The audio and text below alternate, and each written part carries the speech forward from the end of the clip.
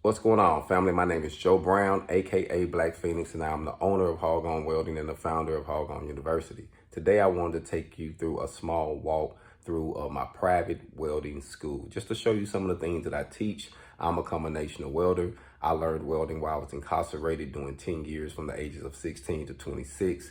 I went to a combinational school where I learned TIG, MIG, and stick in 4 positions. And then I learned pipe welding from a master welder. And now I teach combinational welding, but right now, a lot of the big need is in flux core, MIG welding, and stick welding.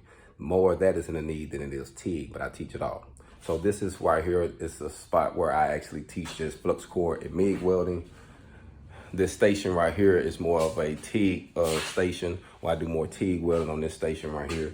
This right here, I do more stick welding over here. We do stick welding, and we can do some stainless and carbon TIG too with this unit. My goal is to actually teach fabrication. I teach blueprint reading. I teach how to get a job, how to start your business, how to get established independently, because I had to do things independently.